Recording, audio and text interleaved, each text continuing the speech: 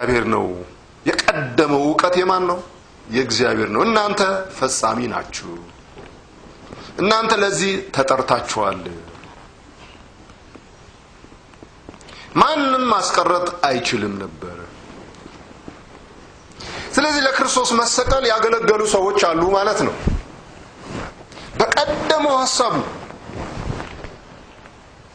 ጴጥሮስም ዓለም ሳይፈጠር ታወቀ ይላል በመልእክቱ የዚህ የእርሱ መሞት ይሄ የክቡር ደም መፍሰስ እያንዳንዳችን የተዋጀንበት የኢየሱስ ክርስቶስ ክቡር ደም መሰጠት ዓለም ሳይፈጠር ታወቀ በዘመኑ መጨረሻ እናንተ ታምኑ ዘንድ ተገለጠ እንጂ እነ ሐዋርያት እነ አብርሃም እነ ይስሐቅ እነ ያዕቆብ እነ ሄኖክም በዛ የደሙ ማዳን ተካፍለዋል እሱ የሕያዋን አምላክ ነው አይደል ድነዋል እነሱ ያለኛ ግን ፍጹማን እንዳይሆኑ ለኛ የተሻለ ነገር የበለጠ ነገር የታየው ያ ደም ፈሰሰ በዘመኑ መጨረሻ ዓለም ሳይፈጠር ስለዚህ የእርሱም የበጉ መታረድና መስዋዕት ከውድቀት በፊት የጸና እግዚአብሔር ያሰበው ነው እንዲህ ከሆነ የኔ መዳን የታሰበው መቼ ነው ዓለም ሳይፈጠር አሁን ለኔ ተገለጠ ከዚህም በኋላ የሚነካው የለም ከዚህም በኋላ የዳንኩበት መዳን የሚነካው ኃይል የለም ይህንን ግን በእኔ በራሴ እያጸናሁ እየጨመርኩ እሄዳለሁ እንደ ልጅ በአንዱ ላይ አንዱን እየጨመር በአንዱ ላይ አንዱን እየጨመር ወደ ፍጹም ሙላት እሄዳለሁ ምክንያቱም አእምሮ ተሰጥቶኛል አሁን ከዳን በኋላ አእምሮ ተሰጥቶኛል ልብ ተሰጥቶኛል የክርስቶስ ልብ ያ ልብ አባት እንደሚሰራ የሚሰራ ነው አባት ሊያድን እንደሚተጋ የሚተጋ ነው ልጅ ስራ የለውም ስራ አለው ስራው በክርስቶስ የተጀመረውን ማጽናት አንድ ነገር ልበል ቆሎሴስ ላይ ሞታችኋልና አንበባችሁታል ሞታችኋልና እሺ የሞተ ሰው ምን ያደርጋል እስቲ ንገሩ ምን ያደርጋል የሞተ ሰው ሄዱ መቃብር ስፍራ የሞተ ሰው ምን ይሰራል አቤት ጸጥታ አቤት ሰላም አቤት መግባባት እዛ መቃብር የሰው አይነት ነው የተቀበረው እኮ አይጣሉ አይነጋገር በቃ መተኛት ነው ጸጥ አሁን ቤተክርስቲያን ያለ በእውነት የሞተ ነው ግን እሱን አይደለም አሁን እንኳን የምፈልገው ግን ምን ይላል ሞታችኋል ይልና ብልቶቻችሁን ግደሉ ይላል መልሶ እዛው የሞተ ሰው ምን ብልት አለው ከክርስቶስ ጋር የሞትከው ሞት እዚህ ጋር አጽናው ነው ዝም ብሎ ስለ መስቀል መዘመር አይደለም አድራሻ የመስቀሉ ስር ነው ይላል ምን ልትሰራ እውነቴን ነው ቁምላችሁ ከሞት ውረድና ያ የሞትከውን ነገር ለዓለም አንተ ዓለምም ለአንተ የተሰቀለው ነገር በየዕለቱ ኑር ነው የሚለው ልጅነት እንዲህ ነው የሚገለጡ ሞታችኋልና ካልክ እዚህ ደግሞ የምትገለው ነገር አለ እውነት ነው ከ2000 ዓመት በፊት ምን ሆነናል ሞተናል ዛሬ ዕለት ሞታለሁ ጳውሎስ ያ ሞት ተሸክሞ ይዞራል ጽድቅም ያው ነው እግዚአብሔርን መምሰል ያው ነው አንዴ የተፈጸመውን ስራ በእኛ እየፈጸምነው እንሄዳለን ወገኖች የእግዚአብሔር መንግስት ወንጌል ይሄ ነው የሚያስተኛ ወንጌል አይደለም የሚያሰንፍ ወንጌል አይደለም ይህንን የእግዚአብሔር መንግስት መርህ ልብ አድርጉ የሞተ ሰው ብልቱን ይገላል ምን ማለት ነው ከክርስቶስ ጋር በመንፈስ ሞቷል አሁን ስጋ ይሰጠዋል ያንን ሞት በየዕለቱ ተግባራዊ ያደርገዋል ነው የሚለው እንግዲህ ከውድቀት እስከ እግዚአብሔር ሁሉ በሁሉ መሆን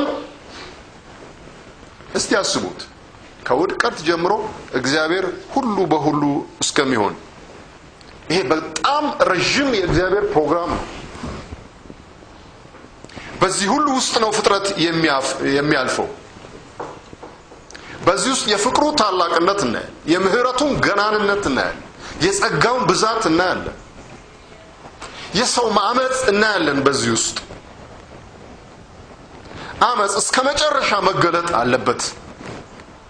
አመጽ ፍጻሜ ማግኘት አለበት። ጽድቅም ፍጻሜ ማግኘት አለበት። መጨረሻ የሚያሸንፈው የእግዚአብሔር ማንነት ነው።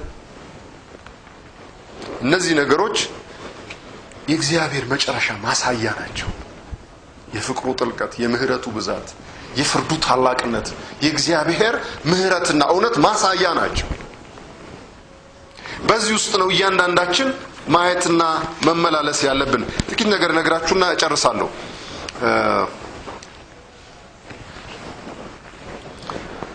ስለዚህ ሰው ባይወድቅ ኖሮ አንልም። አሁንም ሮሜ ምዕራፍ 5 ላይ ሄደን አንድ ነገር እንመልከት። ሮሜ ምዕራፍ 5 ከ16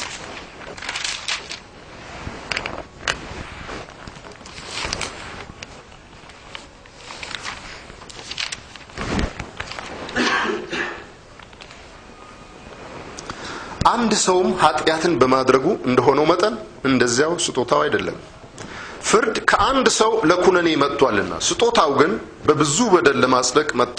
ቁጥር 21 ዳሩ ግን ኃጢአት በበዛበት ኃጢአት በሞት እንደነገሰ እንዲሁ ደግሞ ጸጋ ከጌታችን ከኢየሱስ ክርስቶስ የተነሳ በጽድቅ ምክንያት ለዘላለም ሕይወት ይነግስ ዘንድ ጸጋ ከመጠን ይልቅ በለጠ ይላል። ሁለት ነገሮች፣ ኃጢአትና ጽድቅ፣ በደልና መታዘዝ። እነዚህ በጨመሩ ቁጥር በሁለቱም ማንነት ላይ በጨመሩ ቁጥር የሚፈጥሩት ነገር አለ። በበደል ብዛት ሞት ነው የነገሰው።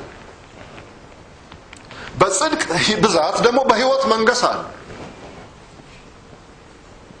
እነዚህ እስከ መጨረሻ መሄድ አለባቸው ብያችኋለሁ። ውድቀት ውጤት አለው፣ ሞት ነው። ደህንነትም ውጤት አለው። የአንድ ሰባኪ ቃል አነብላችኋለሁ የጻፍኩት። እግዚአብሔር አልፋና ኦሜጋ ነው። ሁሉም ነገር በዚህ ውስጥ የተካተተ መሆኑን ይደግፋል ወይስ ይቃረናል? ይሄ ሰባኪ ቃል እንደዚህ ይላል። አዳም በእግዚአብሔር የተፈጸመ ፍጡር ነበር። አዳም በእግዚአብሔር የተፈጸመ ፍጡር ነበር። እግዚአብሔር ጥበቡን ሁሉ ገለጠበት። የፍጥረቱ ገዢ፣ የፍጥረቱ አውራ መሪና አስተዳዳሪ አደረገው። አዳም በእግዚአብሔር መልክና ምሳሌ የተፈጠረ ብቸኛ ፍጡር ነው። ሰውነቱ ከመሬት ነው፣ መንፈሱ ከሰማይ ነው። በሰው ሰማይና ምድር ተገናኘ። ይህን ሰው ወስዶ ጌታ አምላክ በተከለው ገነት አኖረው፣ ያበጀውና ይንከባከበው ዘንድ።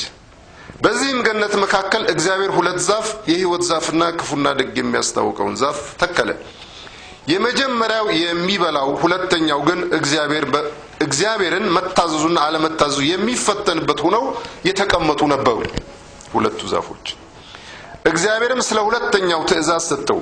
አዳም በመታዘዝ ከሕይወት ዛፍ እየበላ የዘላለም ሕይወት እንዲኖረው የእግዚአብሔር ፈቃድ ነበረ። የፊተኛውን ዛፍ እየበላ የኋለኛውን ዛፍ ባለመብላት በሚገኝ የመታዘዝ ሕይወት አዳም እግዚአብሔርና የእግዚአብሔር የሆነውን እንዲወርስ እግዚአብሔር ያቀደው፣ ፈቀደውና የወሰነው ዘላለማዊ ሐሳብ ነበረ። በእግዚአብሔር በቀደመው ዕውቀቱ አዳም በዚህ ሁኔታ እንዲገኝ ጌታ ስለሚያውቅ እግዚአብሔር ስራውን ጨርሶ ወደ እረፍቱ ገብቷል ይላል ሰባኪው። አዳም ከውድቀቱ በፊት እግዚአብሔር እንዳይወድቅ የሰራው ፍጹም ሰው ነበር። ጨምሮ እንዲህ ይላል፣ የአዳም ውድቀቱ የእግዚአብሔር ፈቃድና ሐሳብ የለበትም። በመሃል ሃሌሉያ ይላል ሰባኪው። እግዚአብሔር በአዳም ውድቀት አልተባበረም። የሰው ውድቀት ለእግዚአብሔር እንግዳ ነው። ይሁን እንጂ የአዳም ውድቀት የእግዚአብሔር ፈቃድና ሐሳብ ባይሆንም አዳም ወደቀ። አዳም ከእግዚአብሔር ዘላለማዊ ፈቃድና ሐሳብ ወጣ። ፈቃዱንም ተጠቅሞ እግዚአብሔር ካሰበው ብቸኛ ሐሳብ አፈነገጠ። አዳም እግዚአብሔር ለአዳም ያላሰበለትን ለመምረጥ ተሳሳተ። ውድቀት በእግዚአብሔር ልብ ስላልነበረ አዳም የውድቀቱ ፈጣሪ የሆነ እንግዳ ፍጥረት ሆነ። ይሄኔ ነው ፈጣሪ ከሐሳቡ ተመልሶ ከእረፍቱ ወጥቶ በመፍጠሩ ተጸጽቶ የሚወርቅ ሰው በመፍጠሩ ተቆጭቶ የአዳምን ስህተት ለማረም ሁለተኛውን ሰው ያዘጋጀው።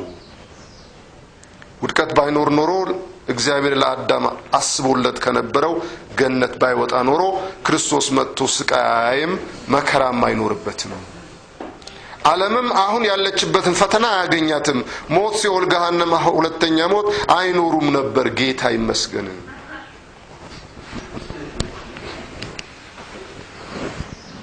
ፈጠርኩት እንዳይመስላችሁ። ዓለም ሁሉ የተከተለው ትምህርት ነው። ዓለም ሁሉ የተከተለው ሃይማኖት ሁሉ የሚዘምረው ነው ትምህርት ነው። እኛም ስለተመለስን እንጂ ይሄንን ነበር የምንዘምረው። ስለዚህ አንፈርድም።